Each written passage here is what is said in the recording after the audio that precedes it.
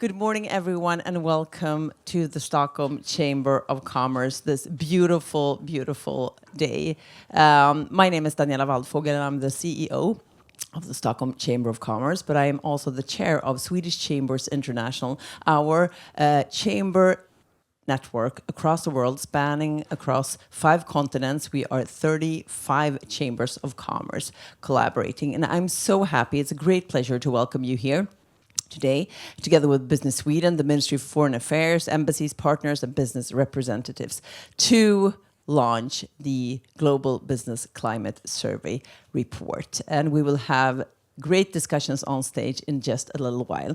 But just a brief introduction. So, for a year ago, we met here, and we met in turbulent times, just like today. And for companies operating internationally, this is no longer background noise. It's part of daily operations. So what companies need to find out is how to navigate, how to operate in this turbulent landscape. And this is why this survey actually matters. This year's Global Business Climate Survey is based on insights from more than 2,000 senior representatives of Swedish companies and across 41 markets. And it gives us a very valuable image and picture of Swedish business experience in the world, not from a distance, but from the ground. 3 things actually stand out here. First of all, we see that Swedish companies are meeting this turbulence with resilience. The other thing that stands out is that, of course, we don't have such a thing as one business, global business climate. So markets differ, conditions differ, and therefore it is extremely important to know the business on the ground. So in short, global success depends on local insights, and the local insights come from all the collaboration within the Team Sweden network. And third, trust, of course, in a volatile world is a competitive advantage. And one of the clearest findings in the report is the continued strength of brand Sweden. So the Swedish brand is associated with reliability, transparency, innovation, and sustainability.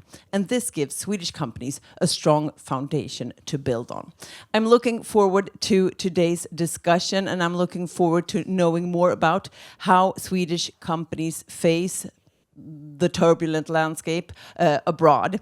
And a sincere thank you to Business Sweden, to the Swedish Chambers International Networks, to our embassies and consulate, and above all to the companies that have shared their experience and their insights.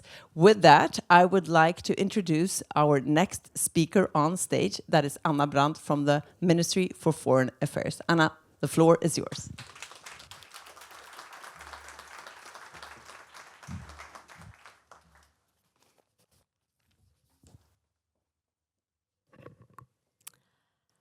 Thank you very much, Daniella. Dear friends around the globe, I know many are listening in digitally also in addition to this packed room. It's really a great pleasure to attend the launch of the 7th Global Business Climate Survey. Welcome to all of you. Let me first express my deep appreciation to Swedish companies worldwide for your contribution to the survey, and of course to the Stockholm Chamber of Commerce for hosting this event, and to Business Sweden for compiling the survey. It really is an essential document for companies doing business and investing globally, and it's encouraging to see how the scope of the survey has continued to expand to include economic performance and operating conditions now in over 40 countries.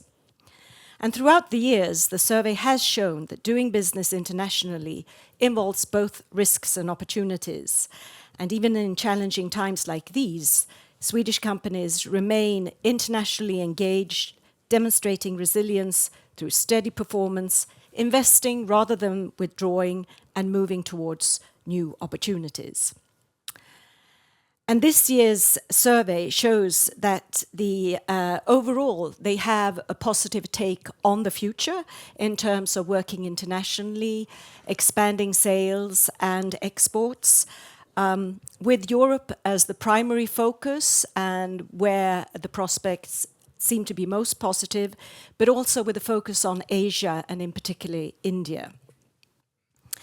Global trade is today being reshaped by the geopolitical tension and protectionism, and it's no surprise that the prospects for doing business in the US and in the Middle East remain rather bleak in the survey.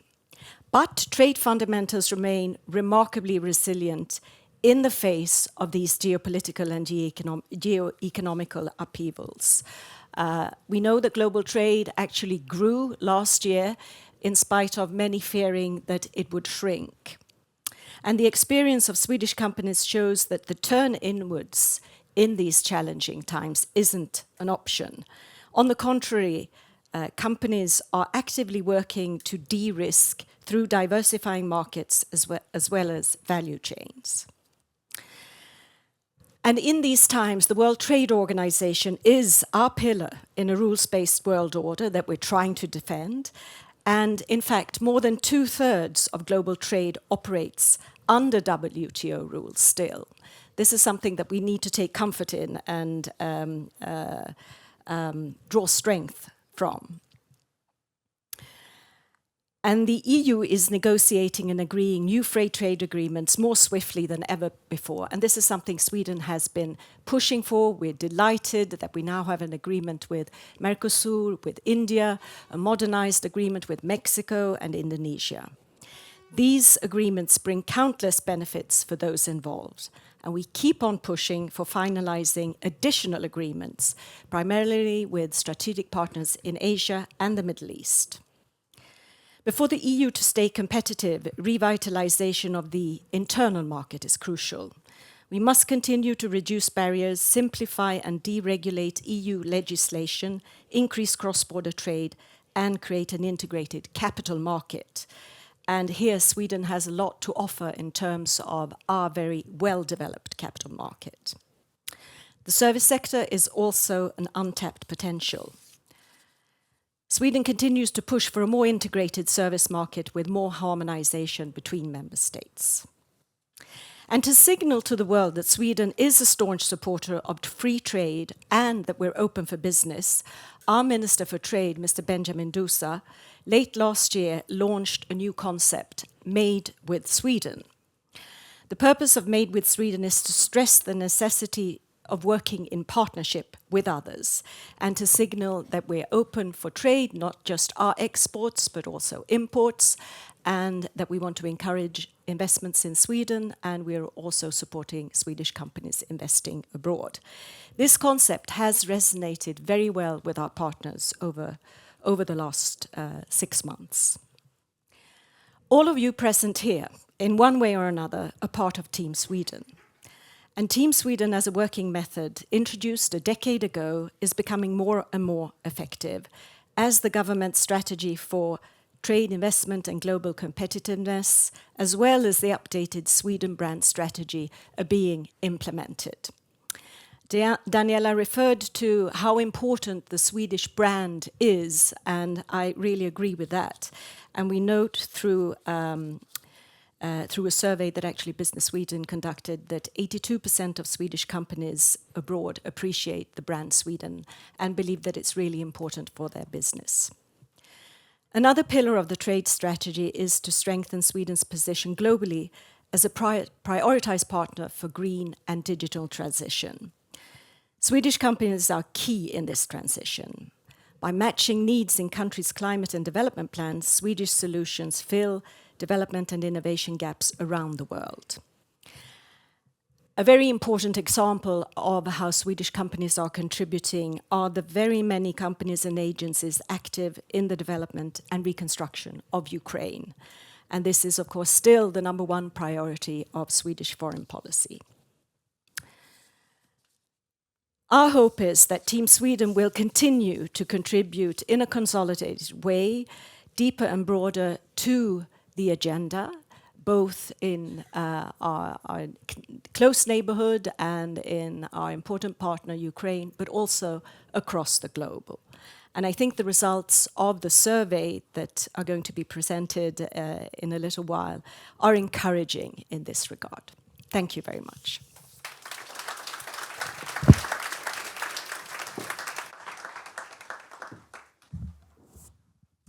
And now I would like to welcome up the CEO of Business Sweden, Jan Larsson. Thank you. Thank you, Daniella, and thank you, Anna. And also on behalf of Business Sweden, I would like to thank you all for being here, and all of you that have are looking at this via the live stream. Very welcome here. And thank you especially to all those companies that participated in doing the survey. It's not easy to come after Anna and Daniela, but a few reflections. First of all, a year back, just after the Liberation Day, I think we were many, at least I thought that this would be a heavy blow to world economy, it would be a heavy blow to global trade. But I think this survey is the third kind of proof that that was wrong. First of all, if you look at world trade, every month since Liberation Day, the increase of world trade totally has been higher than historical average. So the world has not stopped trading just because there is a tariff bonanza in the White House. That's number one. Number two, Swedish export has increased in fixed prices if you compare the numbers for the full year 2025 to the full year 2024. So Swedish companies are exporting more after Liberation Day than they did before. And now I think this survey is 2 times maybe a coincidence. The third observation is definitely not a coincidence. And now we have the observation that although the turbulence, although the geopolitical tensions, although the war in Ukraine, the war in Iran, Swedish companies have in substance a positive view on trade and a positive view on doing business abroad. More than 2/3 report that they have profitable business abroad. Around 2/3 report that they're increasing their investments in the global markets across the globe rather than going down on the investments.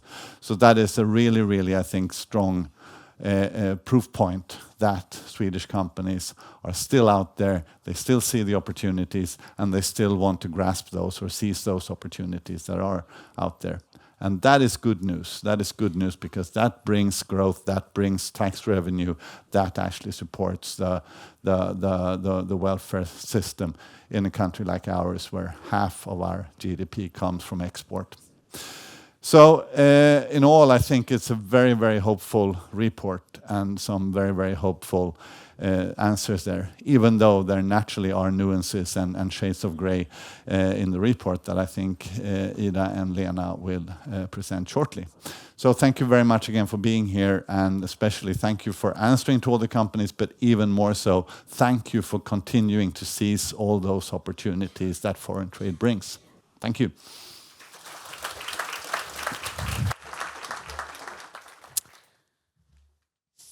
So, good morning and hi everyone.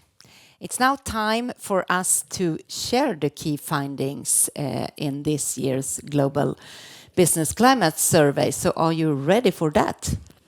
I believe so. Good.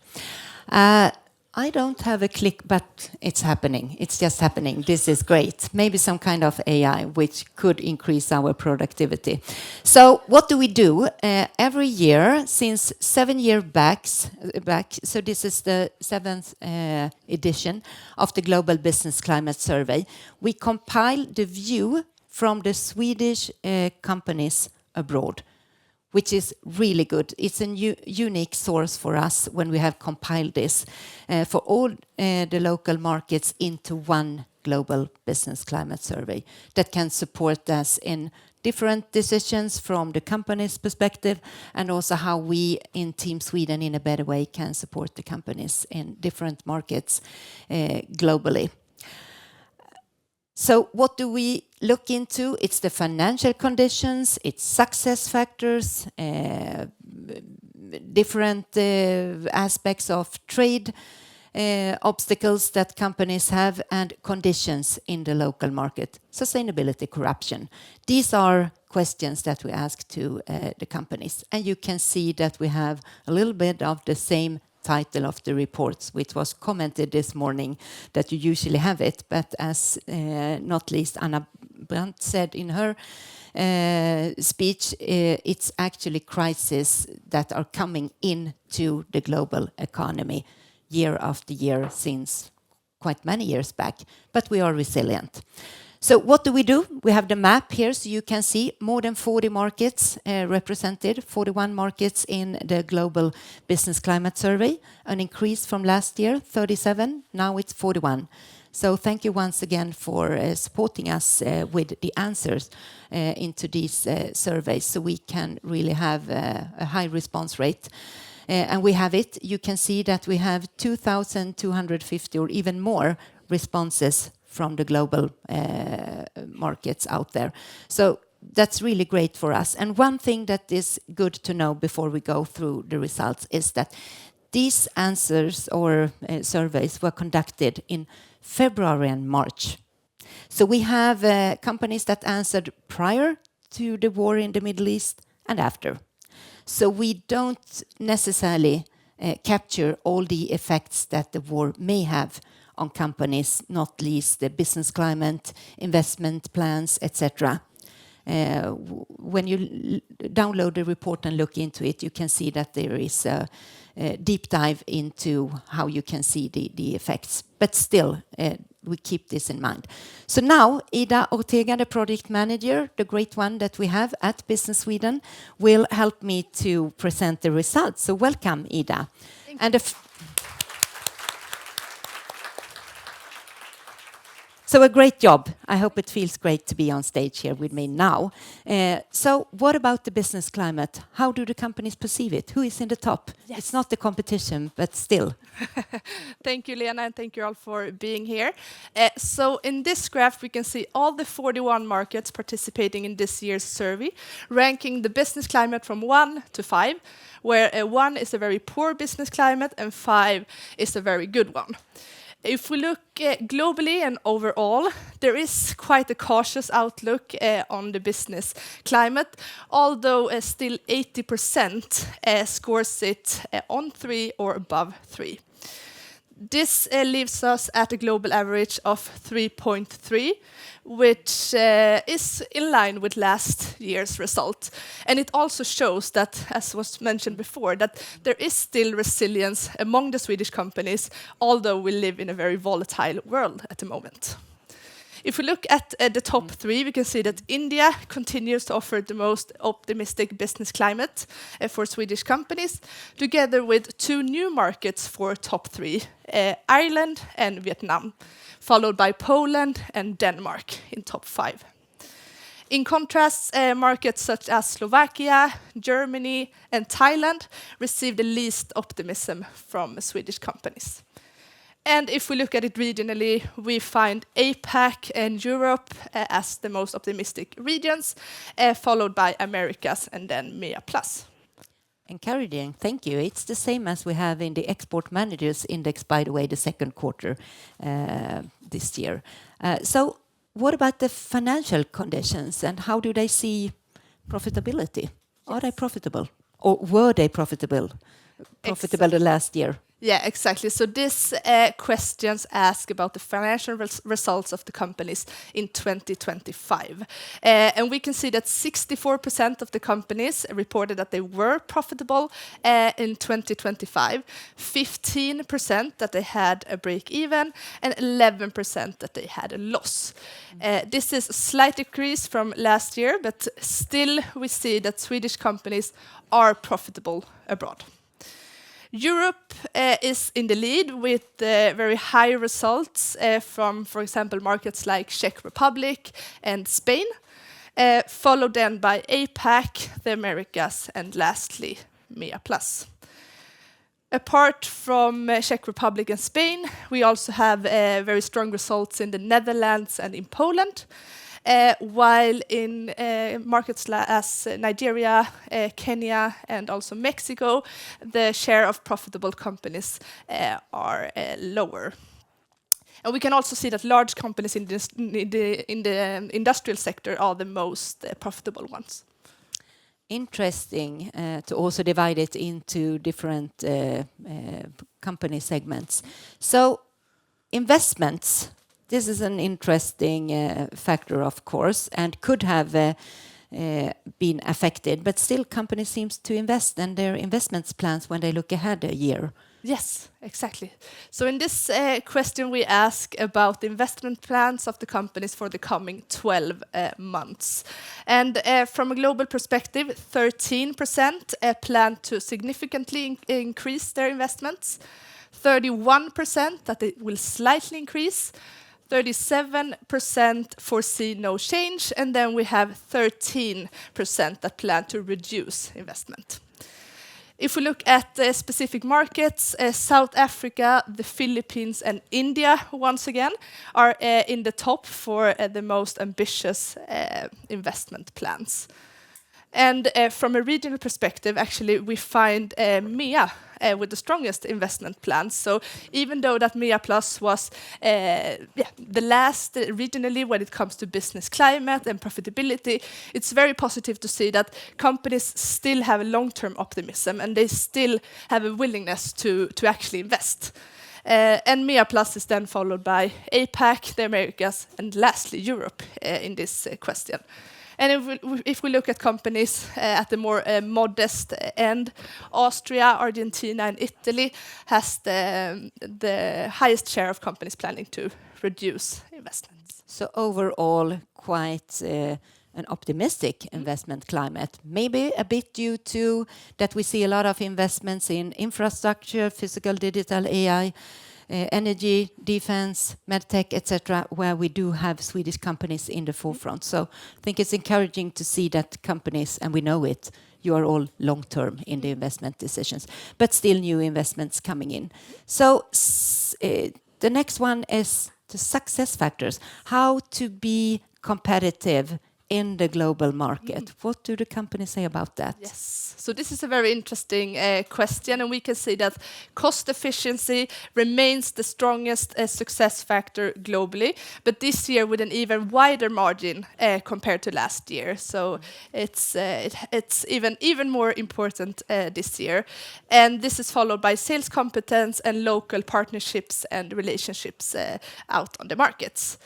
The result differs slightly if we look at different regions. We can see that cost efficiency is top one in APAC and MEA Plus, while the top one in Americas and Europe is sales competence. So two different views at it if you look at it regionally. Good, and this is also interesting, maybe related to supply chain issues, all the crises that we do see, inflation, energy prices, etc. Now you probably need to look more into cost efficiency. We will talk about this more in the panel discussion. But Brandt Sweden, Anna helped us with the 82%, but you can elaborate a little bit more on the Brandt Sweden. What does it mean for the companies operating globally? Exactly. So just as Anna Brandt mentioned, 82% of the Swedish companies abroad actually reported that Brandt Sweden is beneficial for their business globally, which is of course very positive to see, while only 13% said that they see little or no added value in the Swedish brand identity. The perception is consistent regardless of size, industry, maturity, but also consistent with the results from last year. With the broad consensus that Sweden's brand identity actually enhances competitiveness, maybe together with cost efficiency or sales competence out there. If we look at individual markets, we can see that Ukraine, Brazil, and Saudi Arabia reported the highest shares of companies confirming that Brandt Sweden is beneficial. And in contrast, markets such as Denmark, the Netherlands, and the United States had lower shares. Good, thank you. Then we have trade barriers and also one question on environmental aspects. So exactly. I give the floor to you for both questions. Yes. I mean, trade barriers is a very interesting topic at the moment, as we all know, and we can see that in all regions except for APAC, that companies have experienced increased trade barriers this year compared to last year. We can see that globally custom procedures and regulations are the most commonly encountered trade barriers from the Swedish companies, and regionally MEA Plus had the highest shares of encountered trade barriers, followed by America, while in APAC and Europe companies encounter these kind of obstacles to a lesser extent. And environmental aspects. That's Exactly. the last that we share now. Then you have to deep dive on your own into the report. Exactly. So we will share a QR code in the end where you can scan the report and download it and read the nitty-gritty. But this is the last question that we will present. And as Lena said, this question is asking about how the consumers out there actually value environmental factors in their purchasing decisions. And we see that 34% said that their customers consider the environmental aspects to a great extent or to an extent. And if we also add partially, then we're up to 60%. And this is actually a slight decrease compared to last year, but if we look until last year, we saw a slight increase. So it's only this year that it has decreased a bit. Europe continues to be in the lead with the companies such as Norway, France, and the UK. While it matters the least in South Africa, Malaysia, and Ukraine. Good. Thank you so much, Thank Ida, you. for sharing the key results. Now we move over to the panel discussion. Thank you, Ida. Thank you. So now we need to deep dive a little bit with a prominent panel with 5 panelists. So I will invite you all up on stage. Tomas Kuta, who is the head of Swecon Group and former Senior Vice President, Region Asia, Volvo Construction Equipment. Niklas, you can continue here, so we save time. Niklas Engström, Group CEO, RVM Systems, welcome to you as well. Fredrik Modalen, Public Affairs Manager, SKF Group. Olivia Lönnvik, Vice President, Controlling and Finance, Epiroc, India. So you will get a lot of questions on India. Lindberg, Vice President and Head of Sales, Commercial Management, Business Area Networks, and Head of Group Sales, Ericsson. Long titles, but most welcome to all of you. So great to have you all here. Very nice, strong lineup here. Olivia,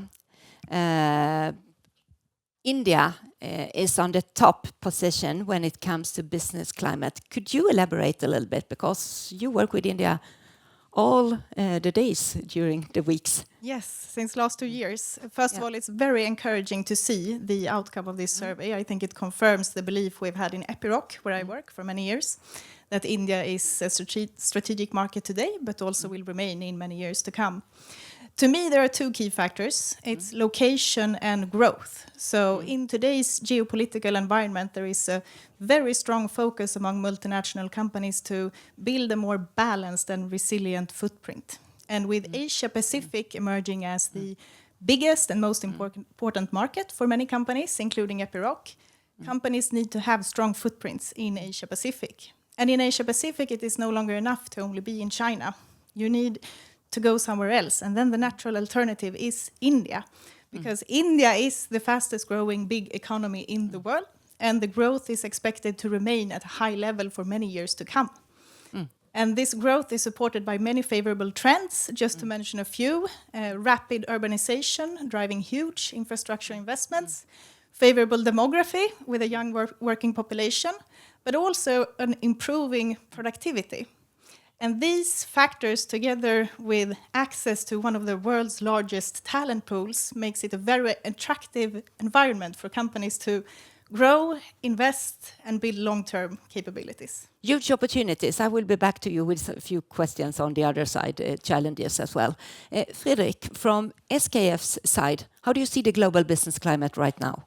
No, but of course, as mentioned, certain markets are standing out. China, India, the Asian region in general. SKF, as any big company, has to rearrange their operations to the current world order. I mean, what's happening right now is increased tensions and supply chain disruptions. But we're seeing also that it's SKF initiated a strategy of local for local a couple of years back, and this sort of regionalization has helped us very well in this climate. Yeah, because you can adapt in an easier way. Exactly. I believe. Good. And then we move over to Niklas. RVM Systems, reverse vending machines, number 2 globally. This is great. What about the business climate? It's great for you, I believe. We are really dependent on one thing, and that is deposit return system markets starting. And they start because of a political decision.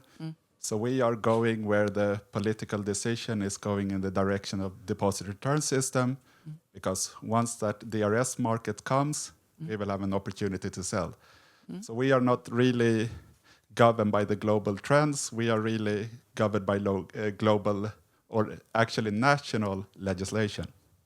Good. Maybe we can add a few markets from the Team Sweden perspective. We take that afterwards. So thank you. Thomas, now you're head of Swecon Group, and you are present globally as well. How do you perceive the business climate in different parts of the world? Just for everybody to know, is it working? I don't think so. Okay. Yeah. Oh, that's better. Collaboration. I have a strong voice, otherwise I think you would hear me. But just for you who might not know, Swecon Group is the largest retailer of Volvo construction equipment in Sweden, Germany, and Baltic states. And the Volvo Group have just acquired. We closed the acquisition 1st of March. So since 1st of March, I relocated from Asia. I spent 7 years in China. And now I'm heading the Volvo Group, Swecon Group. So still here with the opinions I have, I represent the Volvo Group as a whole. And I can basically say the same. You know, we see a very turbulent situation. We see surprisingly resilient Europe. Actually, we see some improvements in some major markets, like Hope in Germany. Definitely, Sweden is strong. And then in North America so far, it's fairly, I would say, it's not necessarily growing, but it's still fairly balanced. And our focus, similarly, is very much on India, Latin America. But then maybe later, I say a few words also about how we should, from Sweden and from Europe, look at China. Good. We will maybe be back, thank you, to China and the Chinese competition in the discussion here. Linda, the service sector and Ericsson, communication, everything that you do, how do you see it right now? I mean, first of all, I think the description of resilience in a volatile world that well describes, I think, the needs and the situation that we also see in our industry. Ericsson, we operate in telecom. Telecom is critical infrastructure for countries, societies, and enterprises. And as such, we also, in many countries, have what's called high-risk vendor regulation, which limit who can really deliver this critical infrastructure. And these are countries like Sweden, US, India, and US. And some other markets, we do not have this type of regulation. So in Africa, Southeast Asia, and LATAM. So we need to adjust to very different local market situations. And be adaptive to these realities. What is common, though, I think, is that the complexity we see and how quickly things are changing also, we need to be more proactive in the way we engage not only with customers, but also with other key stakeholders, local ecosystems, politicians, regulatory stakeholders, and so forth. So that's also changing the way we need to operate. Thank you, so interesting. And this is a good segue over to you, Olivia, again, to from your perspective, how do you adapt in an efficient way to new market conditions, regulations? I know that it's a positive business climate, but not least India, it's complicated as well. Yes, but I would say surprisingly little complicated. I think we definitely sense that India has a big network of free trade agreements and they are open for business. But yes, of course, there are some trade barriers that we need to navigate. And if I'm to mention one, it's definitely the customs procedures that can be cumbersome. But as I said, surprisingly few occasions where we have to navigate this. And you are quite a large companies. I think it's even more trickier for small, medium-sized companies. I think you mentioned that in the preparatory meeting that others could have more challenges because it's... Absolutely. So this works very different in India. It is a different market. So we many times take support from external support in these situations to navigate well. And I brand already now, Sofia Högberg, raise your hand. We have our trade commissioner from India in the room if you are interested. particularly in India. So thank you for that. Looking a bit more into success factors, market conditions, and also trade barriers.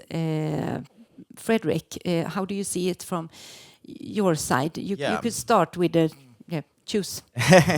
No, but looking at success factors in this sort of turbulent world, I mean, as the world becomes more protectionistic, we see the need to be more local, as I said earlier. But this regionalization also serves another purpose. It allows us to be close to our customers, to take in what they need and what the local conditions are like, and then we can adjust our operations accordingly. This means better innovation, better responsiveness, shorter lead times, and so forth. And so, of course, this sort of helps our innovation at large. So you need to continuously adapt. That's part of the daily work. So even though the sort of movements of the world, the protectionism, makes us have to regionalize in part, it also helps in this other endeavor. So there's two parts of it. And be more innovative maybe as well. For sure. Yeah. Niklas, what do you see as the crucial factor to be successful going into new markets? So for us to be successful, we need, again, I'm very consistent in my messaging. I need the deposit return system because that creates the market that I need. So that's really it. We go to countries that are about to start deposit return systems, and then we stay in the market that already has it. How do you get the information? How do you know where to go? You follow the regulations and markets that you think could be of interest for you? So for my group, Europe is the biggest market, and in Europe we have a really strong driver, and that is the EU directive saying that by year 2029, 90% of all beverage packaging should be recycled. So that's EU directive is really creating lots of new deposit return system markets. And that's good for you because it's stability and you can invest in. It's good for me, but it's also good for the world and the Yes, it environment. is. And circularity and all this. So thank you for that message. It was also quite clear. Tomas, it works now. Oh, everything is from AI. I don't know.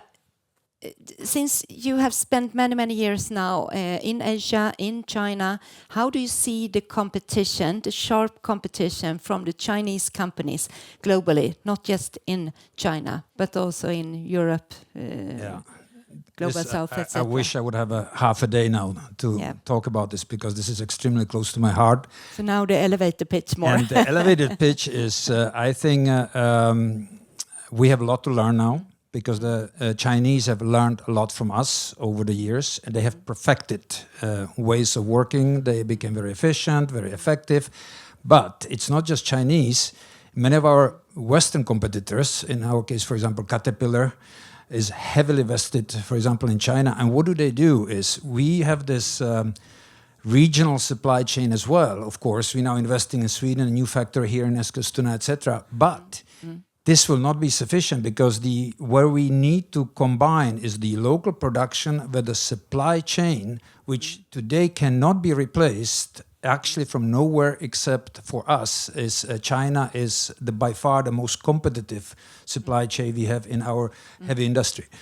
So we are trying to find a balance between, of course, not putting all the eggs in the basket and have only supplies from China, but still keep some local suppliers, but finding what and when we can buy, develop, send to our factories around the world from China, but at the same time be ready if there's any global disturbance so we can switch quickly to the local suppliers. So it's a very complex situation right now, and I would say you cannot avoid to be in China now, especially tapping in a supply chain. Not necessarily as a market, that's very difficult as a market, but a supply chain extremely important. Are you worried? I'm concerned.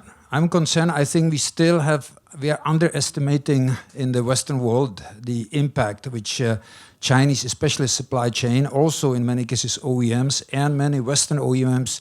We see, for example of Scania, of course, now building the mega factory, Tesla building a mega factory. the efficiency and effectiveness of the work is unprecedented. We have never seen this in at least in the past 30 to 50 years in anywhere in the industrial world. So we need to understand it. We need to learn from it. We need to adapt to it. And there we are putting a lot of efforts to understand how we implement in Volvo Group way of working. And in an AB Sweden context, I believe, with Team Sweden as well, and including the European perspective. Olivia, a short comment from you. Yes, just wanted to add to that on regional supply chain and key success factors in India. So I think the opportunity for this and localization is huge in India. That said, it is a challenge to build advanced manufacturing capabilities in India. They have a long history of being a service industry. So this is something we are working very hard with, and it's really a key success factor. And secondly, you need a very well-developed supplier base with suppliers that consistently meet global quality standards. And for a company like Epiroc, who is now shifting focus from previous India for India to India for region and globe, this becomes particularly important. Very good, and that's very well aligned with what Jan, our CEO at Business Sweden, in his introductory speech said that Swedish companies are really good at adapting, so we keep up with trade and investment still. So Linda, you mentioned this adaptation, how you need to adapt. Could you elaborate a little bit more? How do you do this in a successful way?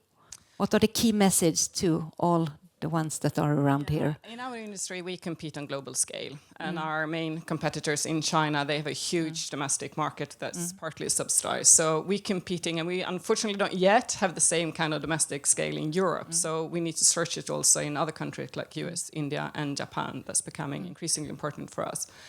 We're still optimistic about Europe, though. But so for us, it's very much how do we balance enabling like global scale with local competitiveness and ability to adjust to the local needs. And competition is fierce, as you were saying. It's really, really tough to strike this balance in a way. And even big companies need support and help. And we are really both in different ways, but also in partnerships and collaborations. And we're really grateful for the support that we get from the Ministry of Foreign Affairs, the government, but also Business Sweden. And I think this... And the chambers. And the chambers, of course. And that type Team of collaboration Sweden. is growing in importance. Yeah. I think in the past, our salespeople spend majority of their time with the customer. Today, many of our country heads and sales heads, they spend as much as a third of their time with these other broader stakeholders, yourselves included. So this is growing in importance in enabling that proactivity to adapt to the fast-changing needs. And that's also what we saw, that cost efficiency, sales competence, and partnership collaboration.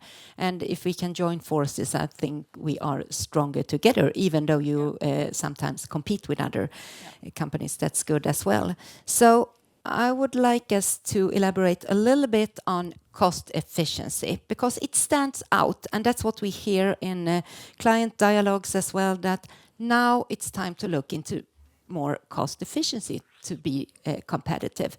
So from each of you, we can start with you, Fredrik, just a short reflection. Is that on the top for you? Is it a little bit of a new situation? You have built the resilience for many years and expanded to markets, and now... Yes, I think... It's costly, I believe. I mean, of course, cost is always a necessary part of the equation for SKF, and it was built in many ways to have a global supply chains for optimization purposes. But we see, of course, a stronger need to build resilient organizations, to localize in some aspects, whilst for other things we stay global. Sure. But that's costly for you. Do you agree? Of course. Or But protectionist, the all cost this is that's maybe, on the top. Yeah, so I mean, it might seem costly to localize certain supply chains in the short term, but in the long run, as we've seen in the last 3-4 years, I mean, starting with COVID, then the Russian invasion of Ukraine, the wars in the Middle East, the closure of Hormuz, all of these things add cost to having global supply chains. And of course, having then the resilience built in can be a cost benefit as well. Niklas, comment from you? My comment about cost is that I work in an industry where they are really forced to buy my products. So that makes my customers, that are mainly the big food retailers, they are very conscious about cost. That's what they do. They buy in products and sell it. So they are very conscious about cost and expect cost efficiency from me as a supplier. Good. Tomas. I can continue on that note, which I spoke before. The cost now is it's more important than ever, since we have this huge entry of the Chinese OEMs and the Western OEMs who localized in China, especially. So cost is absolutely a priority, and it's very much linked also to way of working. Because, for example, speed of development, we have before had a cycle of 5 years in our industry, which is trucks, buses, construction equipment. Chinese do it in a year and a half. They don't do it perfect, but they do it in a year and a half. So we now have to adapt the speed of development. We have to find also the new ways of working. That means it's not just the product cost. We're looking now much more in the total solution which we provide to the customers, where maybe the competition from China cannot really yet compete with us because they don't have a presence, as significant presence globally as we have. So it's very much about the solution providing, but still basis is the products have to be cost competitive as well. And that's linked to the, as I told before, the supply chain. And another way of doing it, since Swedish European companies don't brand their product before they are top notch, I believe. That could be a challenge. Another way of thinking. Yeah, and I think the one other way, talking about the cost, is I think in Europe, and this is the big discussion about, and I think somebody mentioned the subsidies from, for example, Chinese government. I think we need to find the ways in Europe, both how we, of course, protect our market, but also at the same time how the state and governments get more involved, not necessarily subsidized, but how can they support the commercial world in a different way, because I think Chinese found a very interesting business models which they're applying make them very competitive. Linda, how do you see this success factors? I mean, similar to what Fredrik described. Or cost efficiency, in a similar situation. When it comes to operations, I think the resilience becomes increasingly important, having that flexibility, as I say, it's an investment to have that robust kind of based operation, but it's also to enable sales agility or business agility. So those two, it's not either or, it's not cost or a good point. Like sales capability. It's really how do you balance and combine the both? Because when you have disruption or crisis or whatever we call it, it's also opportunity. And resilience can sometimes come across a little bit defensive.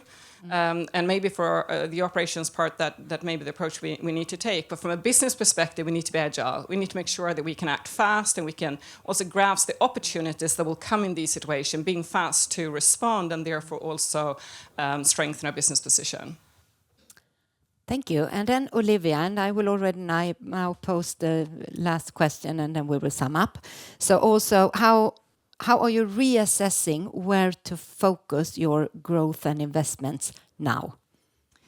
So for a company like Epiroc, I think growth will always be the primary driver where to locate your investments, but it needs to be balanced with the need for resilience. So for Epiroc, that means strategic markets that can reduce our concentration risk. And surprisingly, we are investing very much in India at the moment. So we are currently building our first ever greenfield factory in Epiroc in Nashik for capital equipment. It's in construction phase right now. And last year we also expanded with a second manufacturing plant for tools in Hyderabad. And we are also growing our innovation capabilities in India, so expanding beyond Bangalore into Hyderabad and Chennai.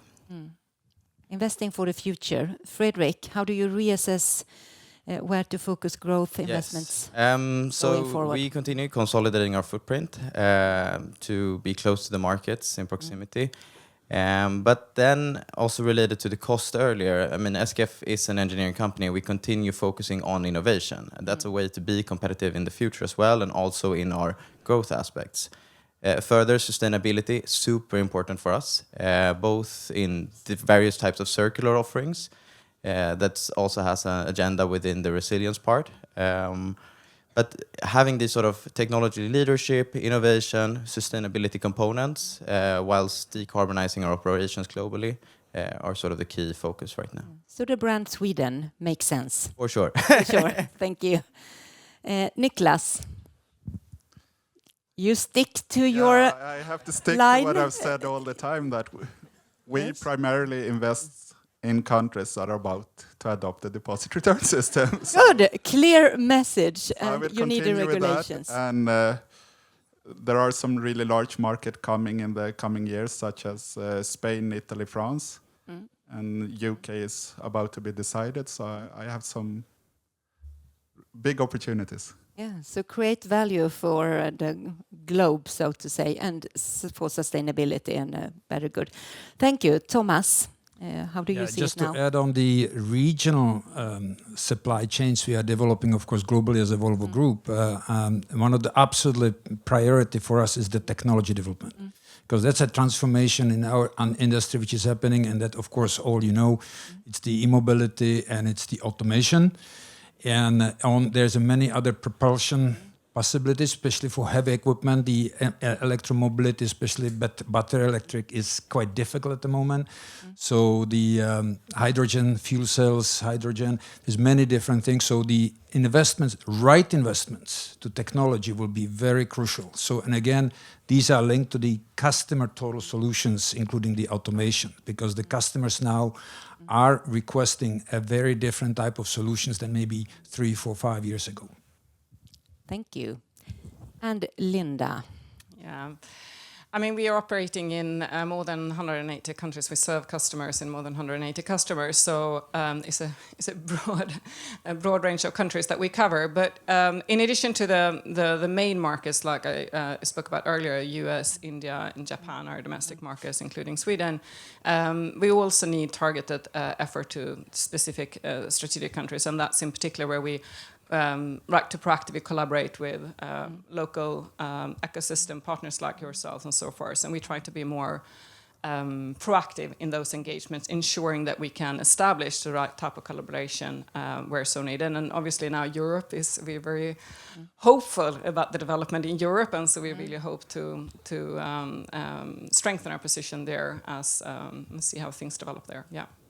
Thank you so much. And it's interesting to hear that the feeling here is that you have more or less the same view. It's a cautious optimism out there. You still invest. You see that you can contribute to the future and the challenges that we have, and we need to join forces in the Nordics and in Europe, and Europe is key for us to be competitive when we have competitors from the US and China, these huge markets, and India coming in with a very fast speed. So now this is challenging for you.